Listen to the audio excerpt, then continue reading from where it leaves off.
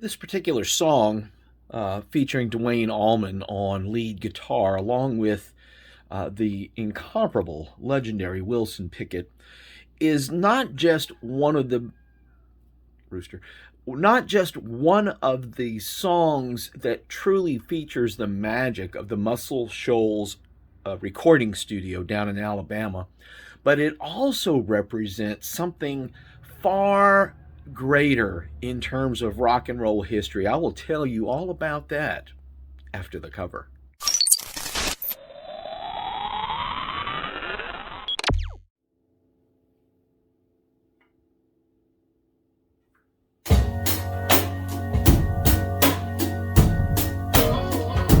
Hey Jude, don't make it bad. Take a sad song and make it better. Remember to let it go.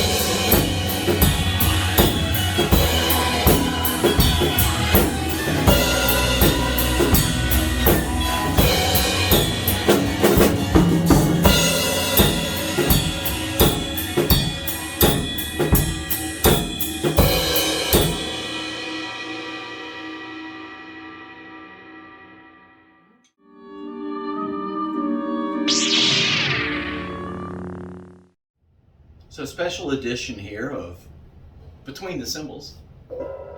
Um, if you look at the picture featured here, very familiar. It's a shot of Duane Allman from the Live at Fillmore East album, 2-record set that came out way back when. But what a lot of people don't realize is that this particular photograph, while everyone is smiling in the picture, and if you notice, Duane's got one hand cupped over the other. Apparently a friend of his had come up while they were being photographed. The session was going terrible. It was a warehouse back behind their studio in Macon, Georgia, so it wasn't even in New York or at the Fillmore. And the session was just going terrible.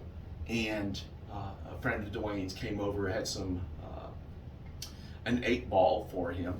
So Duane ran over, grabbed it, sat back down, and when he did, he had this grin on his face, and it just literally cracked the entire band up. That's the picture that you find on that album.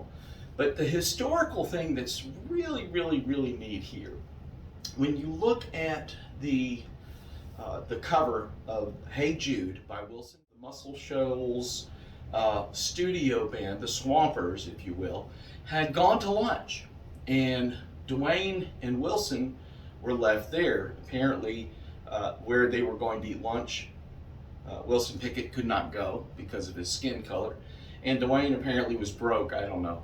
But during this non-lunch hour is when Duane talked or pitched the idea of doing Hey Jude to Wilson Pickett.